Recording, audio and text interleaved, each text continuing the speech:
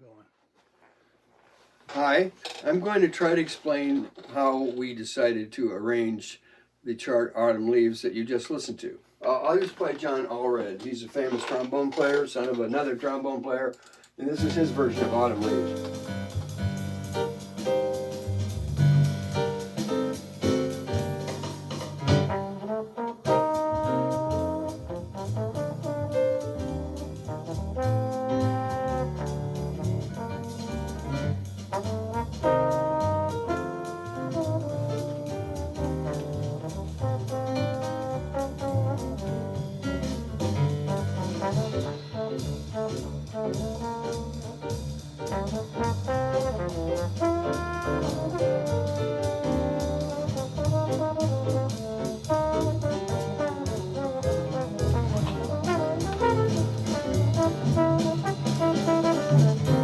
So that's John Allred playing the melody.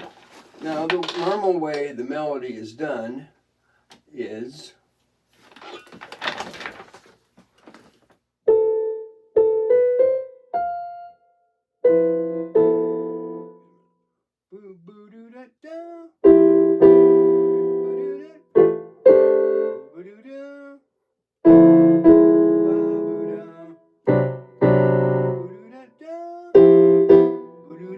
notice the rhythm. Da da. We sing a phrase. The autumn leaves drift by my window. At the end of each phrase, the piano player would comp.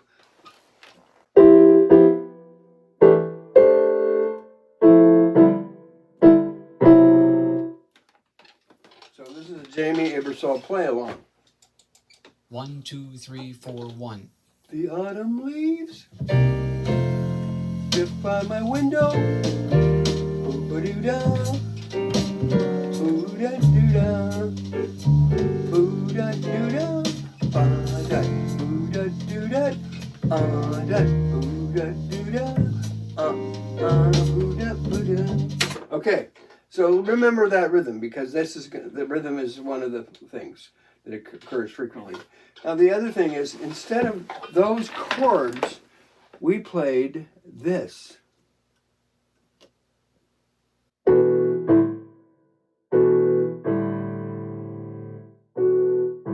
did those chords come from? They came from a tune called So What that Miles Davis recorded in 1958 for one of the best-selling and most famous and most influential jazz recordings of all times, called Kind of Blue. Here's the song. The introduction was written by an arranger named Gil Evans. And the piano player, not to be confused with Gil, is Bill Evans, no relation. And the bass player is Paul Chambers. It's one of the only tunes that has the bass playing the melody. So what you're going to hear first is what Gil Evans wrote for the bass player and Bill Evans to play. It's quite nice.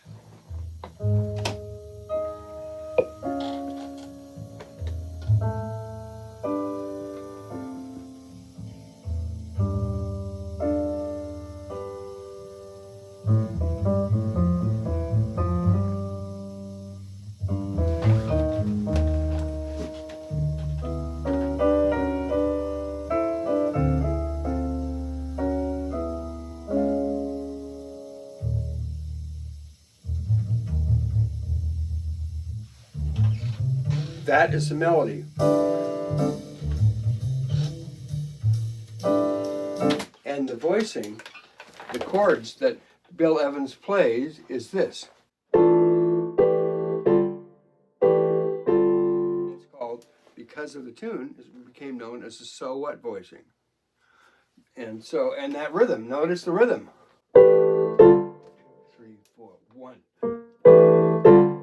And the interesting thing about that voicing is the tune is a white key tune, and the key is this, which is D Dorian.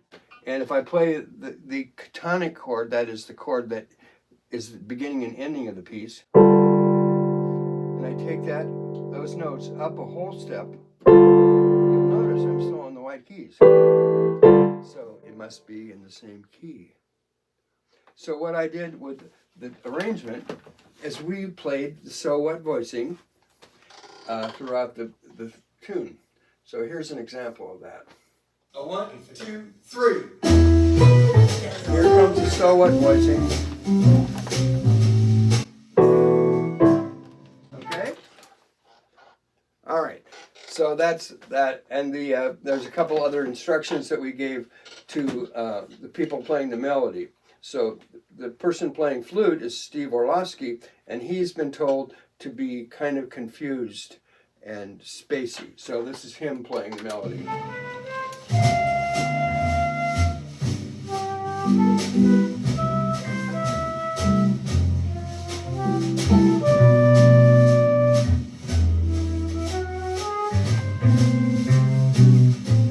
So the idea was not to, we didn't want to have a hard swing here. We wanted to have a very light feeling. Okay? This is the second 8 measures of the melody.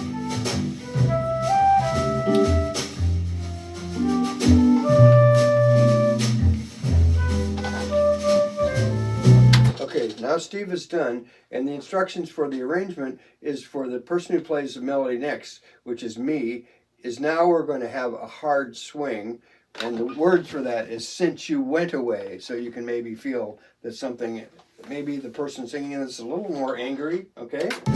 So here I come in. See how the rhythm section is driving a little bit?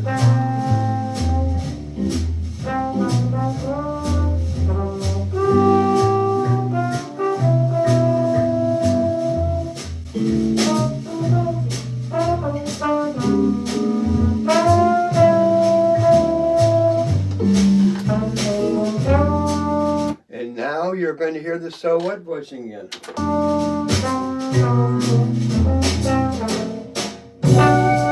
Okay, so now what happens is that Steve and I both solo, okay?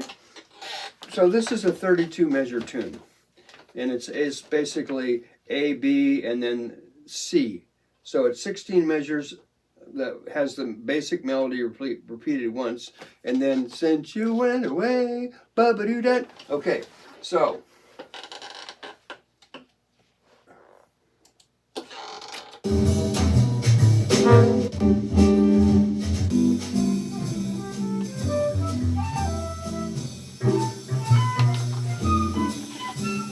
this is Steve Orlowski soloing, improvising over the chords.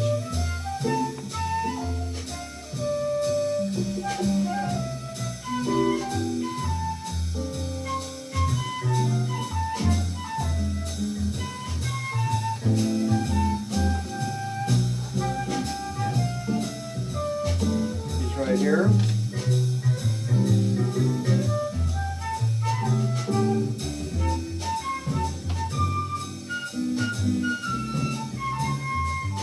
Here he is here.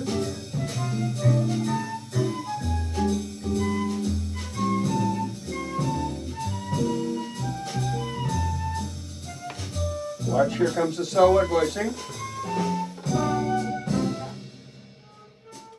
Okay.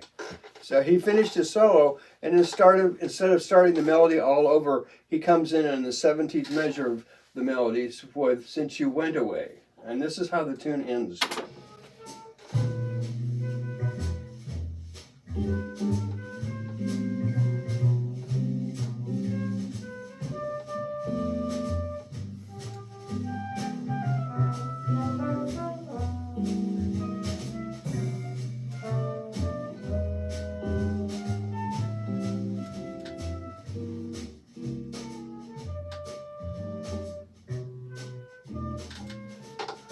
So what?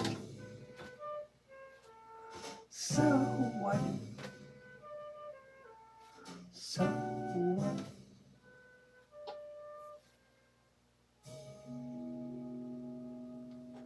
That's how the tune ends.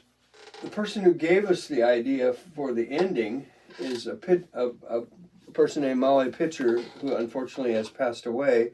And she sang, we figured out this ending together, the group and us. And she ended on this chord that none of us can figure out why it works, but it does. And that's it. Not rocket science.